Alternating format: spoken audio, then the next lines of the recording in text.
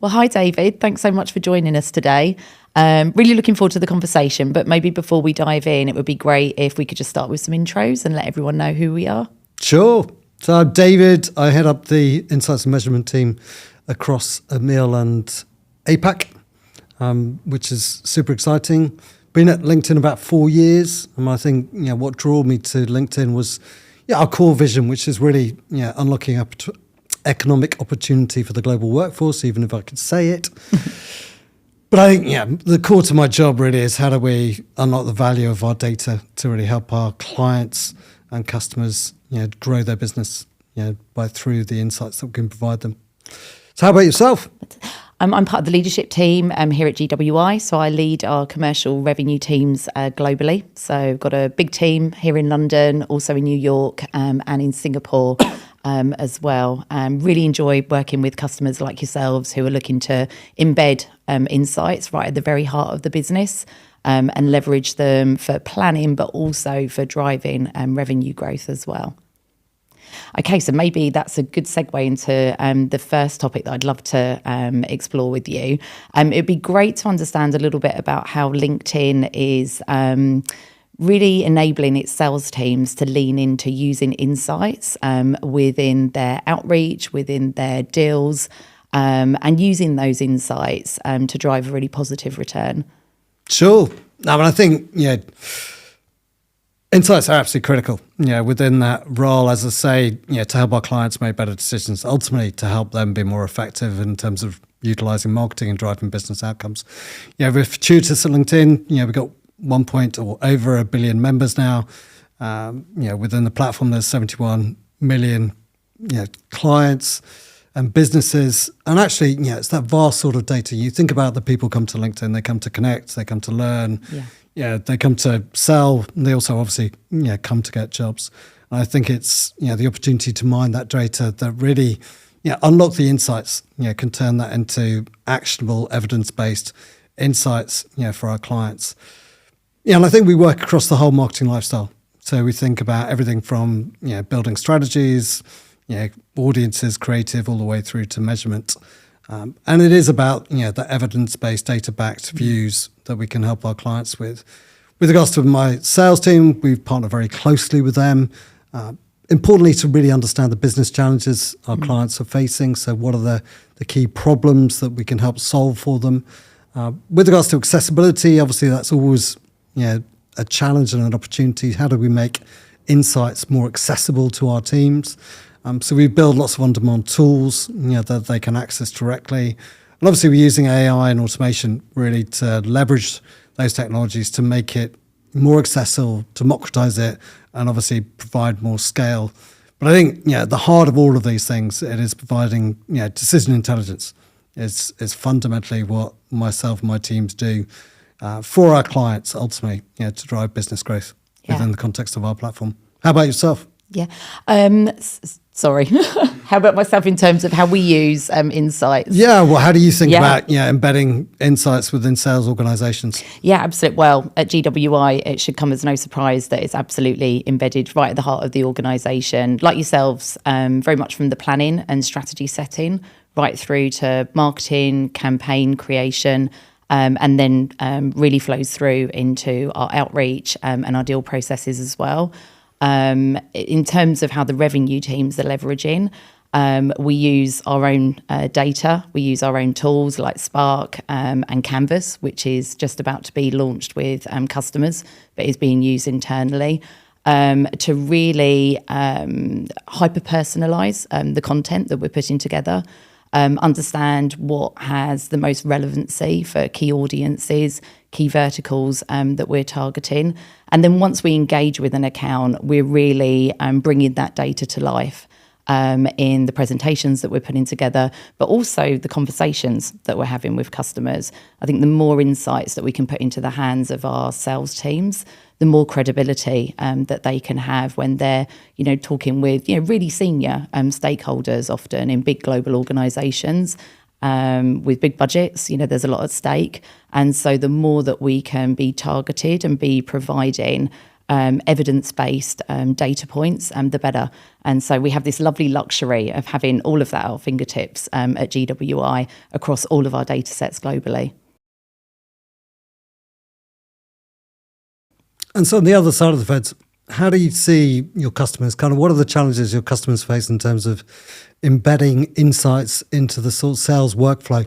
Yeah, I think it's providing insights at the time, but also at the place that the sales professionals need it.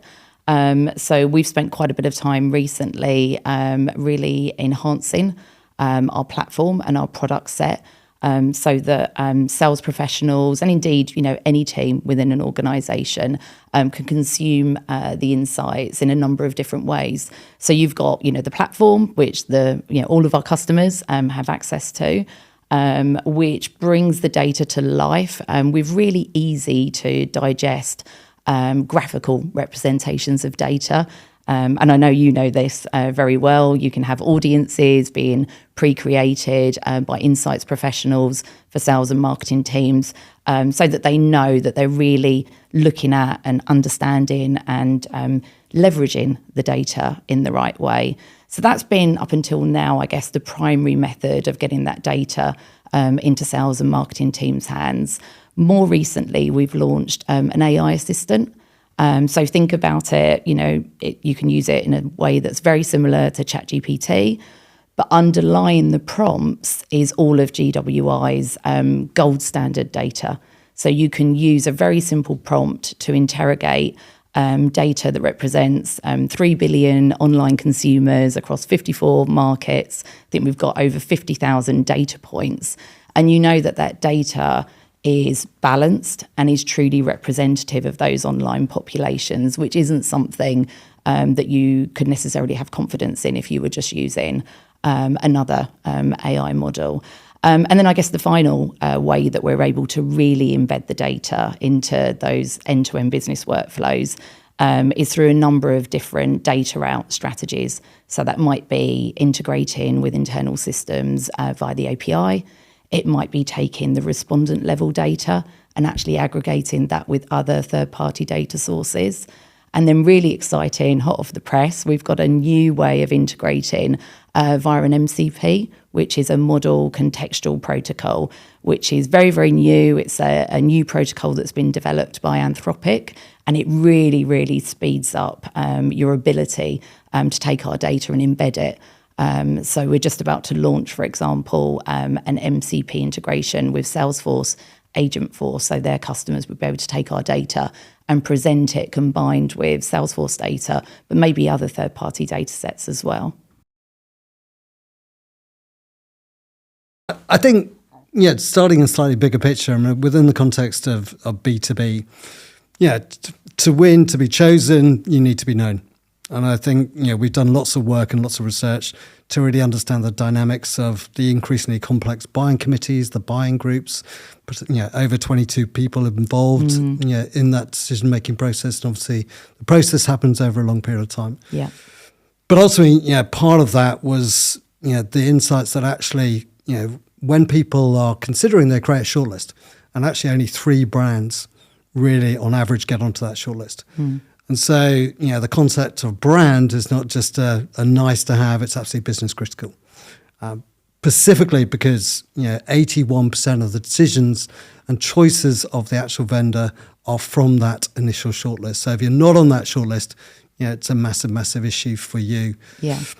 In addition to that, I think the other thing that came out of the research really was, actually people are 3 times more likely to choose a vendor based on recommendations from someone they trust. So I think it demonstrates the power of people, demonstrates the power of those relationships, demonstrates the power, of those authentic voices. And amazingly, given that recommendation, people are willing, not to choose the cheapest brand or not even choose the brand, that people say, is actually, making more competitive claims. I think overarchingly what we've seen actually within our data is, brands are 30% more likely to close deals when LinkedIn plays a role, within that buying journey, which obviously is ultimately the most important thing. We're trying to help our clients be successful. to drive growth, to drive more effective outcomes. So absolutely, I think, putting insights at the heart, understanding that buying committee, understanding the buying journey, understanding who you're talking to is absolutely business critical.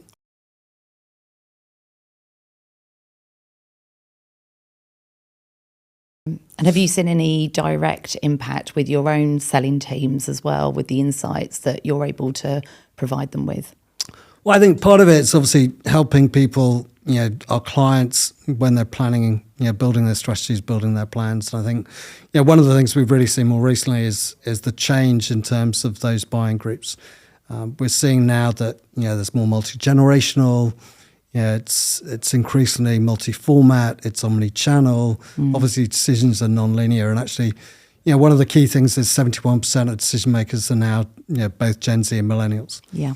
And kind of if you think about those people, slightly different attitudes and behaviors, the way they think about discovery, choosing, deciding. Ultimately, it's different probably to some of the more traditional people, when they're thinking about the buyers. And I think, what we've helped, both our salespeople, but also our clients is understand, the changing dynamics in terms of how you want to connect with those people.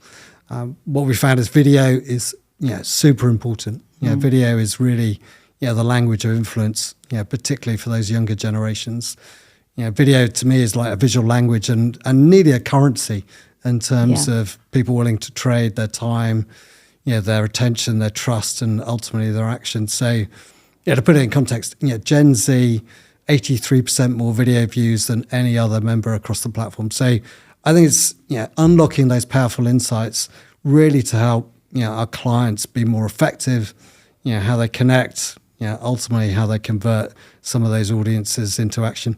Yeah, I think that's really interesting because I think there's a temptation when you're looking at some of the data and content around Gen Z and differences between Gen Z, millennials, etc., to just look at that through a B2C lens. But actually, it's hugely relevant and important for businesses that are B2B as well. And we've certainly been helping a lot of our customers, bring those insights to life and use them with their sales and marketing teams recently. Yeah, I totally agree. I think when we look at our platform, the biggest growing demographic on the platform is Gen Z. Yeah. We got 13.6% growth last year. And as I say, they bring with them different behaviors, the way they come to the platform, they post more, they connect more. Yeah. Ultimately they engage with content. But at the same time, potentially shorter attention spans, faster scrolling, and also different demands, different expectations from creativity. Yeah. Also hugely valuable for employee engagement as well. For sure. I think employees can play a key role, both in terms of connecting with potential customers, both obviously physically, but also virtually. We're seeing, the power of employees' voice and advocacy is super important. Whether you're a subject matter expert, whether you're exec, we're seeing exec post 23% more year on year, to really get across the vision of their business, where they're going. So as a potential customer, you understand the direction of travel, and obviously you build a relationship with that person who's driving that company forward. Yeah.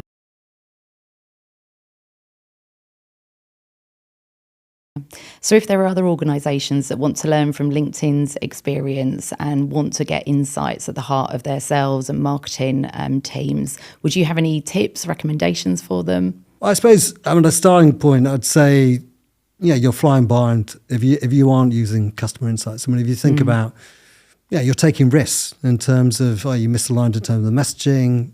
Are you being inefficient about who you're talking to? Are you being wasteful in terms of your resources? Second, there are a huge amount of examples. Putting customer-centric thinking at the heart of businesses is hugely effective. Understanding people's needs, their motivations, their pain points, and obviously building out messaging and propositions that serve those most effectively, and ultimately delivering better ROI. There's great examples, and we've discussed. Putting insights to the heart of your strategy, is business critical. If you want to drive more effective outcomes, I think. My advice, would be speak to customers would be number one. Yeah. Both physically and virtually, speak to customers to kind of understand them, understand their motivations. Obviously, within that, you can mine your first party data, to really unlock insights, and then obviously work, with surveys, to really use quant to answer very specific questions, to get a better understanding, and obviously provide you scale and potentially think about how do you do that across markets. The other thing I would say is integrate these insights early. To me, it's all about how do you use those to fuel your strategy and your plan, not just about validation. I think it's about getting in early to frame what you're doing as an organization, what your longer term plans are, and kind of think about where the opportunities for growth lie. And then finally, I think sometimes, insights can get very siloed. And I think how do you make it accessible and visible to the broader team so everybody's aligned and understanding kind of where they can go. Yeah, I think that's a great point. And I mean, any practical tips for how you actually go about making sure that, insights isn't seen as a separate function, a separate part of the organisation, and actually is embedded into, other parts of the business like sales. Any practical tips? Practical tips, one, I think, back to my relationship point, I think having relationships across the industry, collaborating, with your colleagues closely, ultimately, collectively working together about how you can solve clients' challenges. Obviously, you can bring your subject matter expertise, together, and I think it's about fusing those things into a specific answer. I think we talked a bit about before about democratizing insights to make them accessible and available. So, people can directly, as a salesperson, go and find answers to very specific challenges, and that's something we're continually looking to advance. How we can create more effective on-demand tooling, that people can take access of, and obviously use, both AI and automation to help people do that.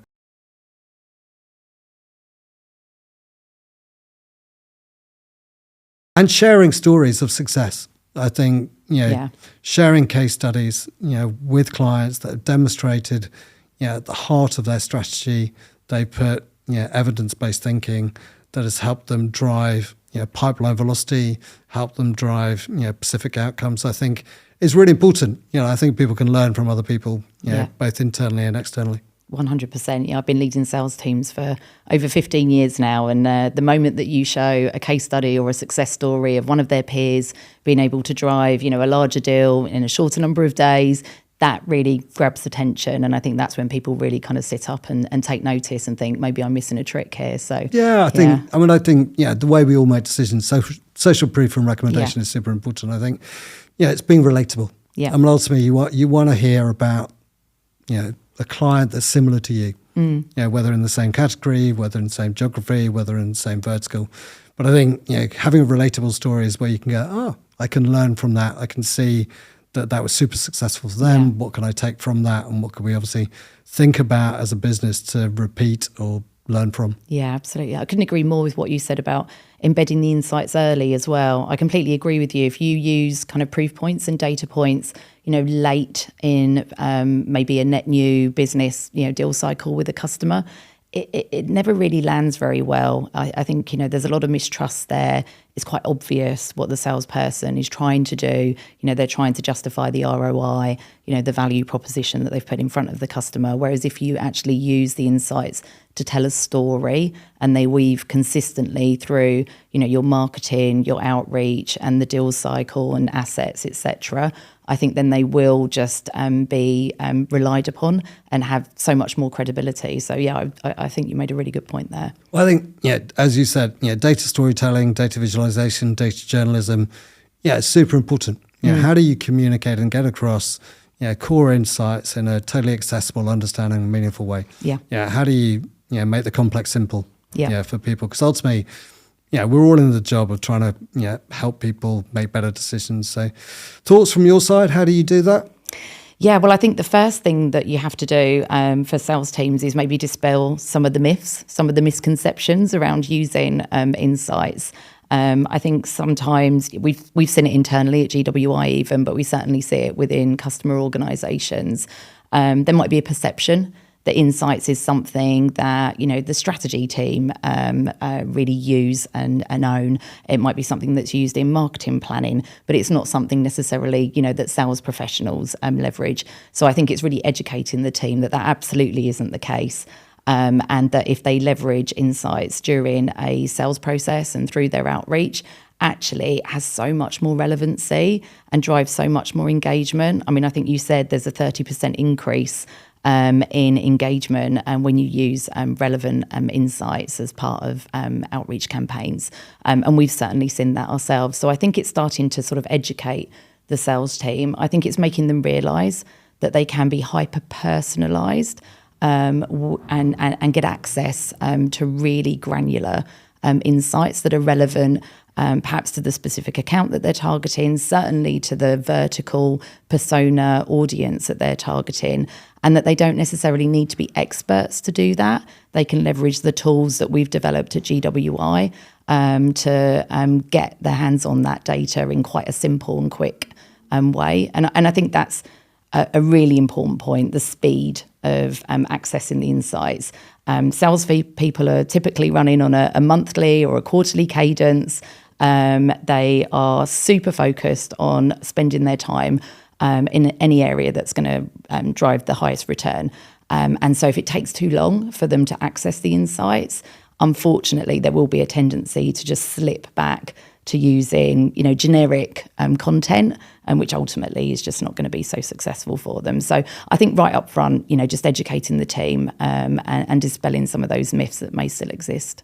So have you got good examples of, we talked a bit about case studies and obviously proof points, to demonstrate the value. Got good examples with some of your clients and partners? Countless, many. And obviously LinkedIn would absolutely be at the top of that list, of course. We've done some great work with TikTok where we've really put their consumers under the microscope and have identified some really surprising insights around sort of high levels of exec users that have very, very high engagement levels in some markets like the UAE and Saudi Arabia. But maybe one to dig into in more detail would be Nextdoor.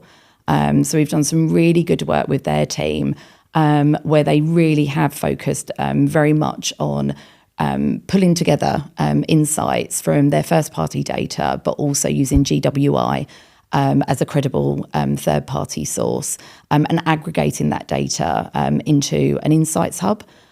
So this is a hub that can be accessed by their internal sales teams, but also by external advertisers and brands. And obviously there's a huge amount of value in the data that Nextdoor are able to provide so that those advertisers and brands can very precisely target specific subsets of communities, and they can see what's trending and they can see what people are recommending. I mean, you mentioned previously the power of personal recommendations, which is something they can really tap into. So that's something that we've worked with them on.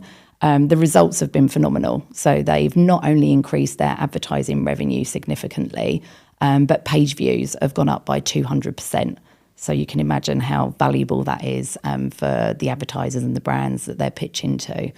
So yeah, that's probably a recent pretty cool example. That sounds fantastic. I mean, I think one of the things you said there, it's about combining different approaches. And I think, obviously mining your first party data, I think, your competitive moat is your understanding of your own customers, obviously working with partners like yourselves, really to think about how do you survey real people out there and to get better understanding. And obviously, part of that potentially would be to do ethnographic or qual research to really have in-depth discussions with individuals to try and really focus on specific things that motivate them. But a great case study. Yeah. I think those case studies can be super valuable, as I said, in terms of changing people's behaviours, their thought process, and obviously their behaviours in terms of adopting insights into the process and workflows. 100%. I think the more that you can embed the data into that person's primary place of work and provide that data with interest by aggregating it with other data sources, I think that's when the magic really happens. So we're certainly super excited to see some of the examples that our customers are building using the API, very soon MCP as well, I'm sure. Really connecting the data, not just with other data sources, but with, sort of the end user in mind, and also building solutions for their end customers as well. So it's certainly a really exciting aspect of our work at the moment.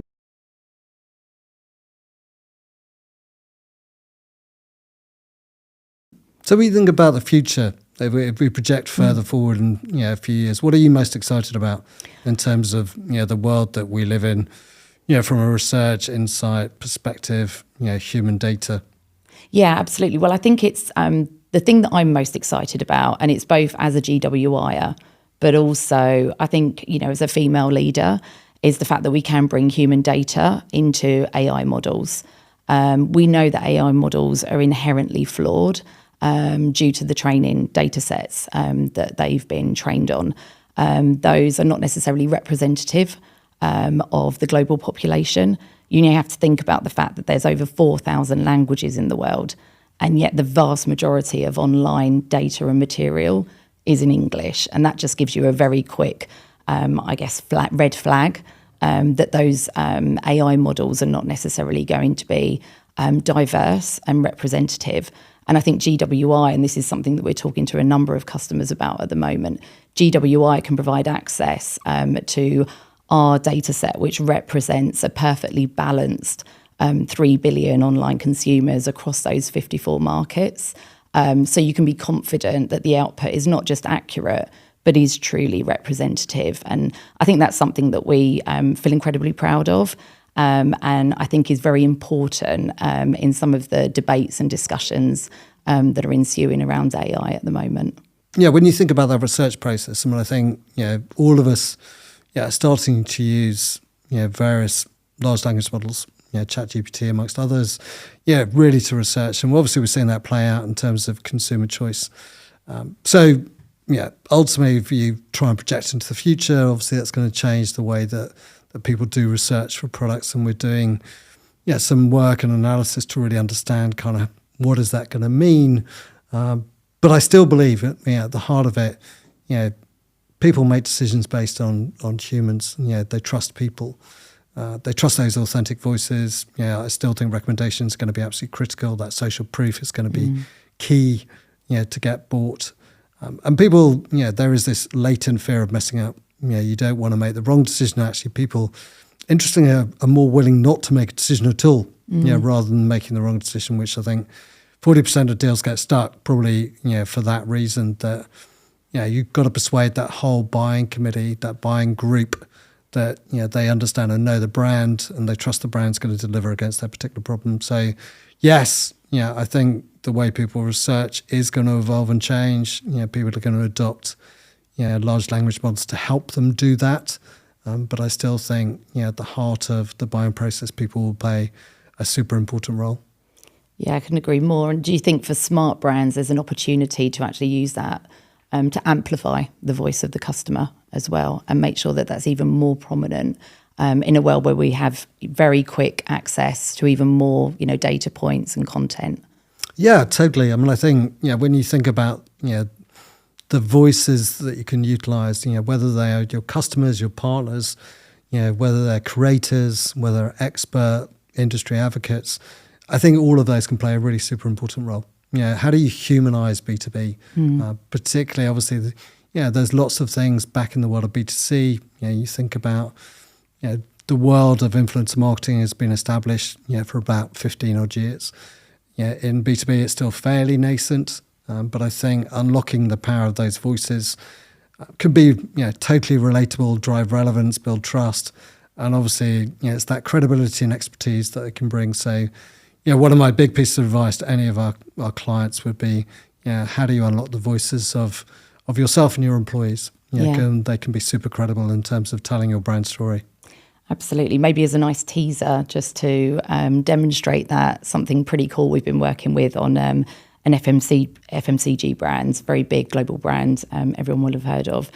We've actually created an audience for one of their drinks products, and they've been able to interrogate that audience just using ChatGPT prompts.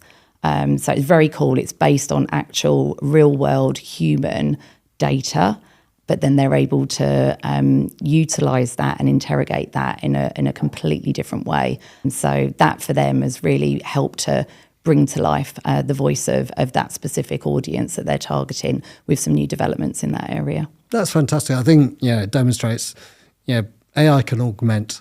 AI is adding value. AI, is really, accelerating, many things that we can do. But ultimately, understanding the human truth, behind all of this is still going to be one of the most powerful things, to drive more effective communication, to drive more effective connections, and ultimately, to drive the behaviour looking to change.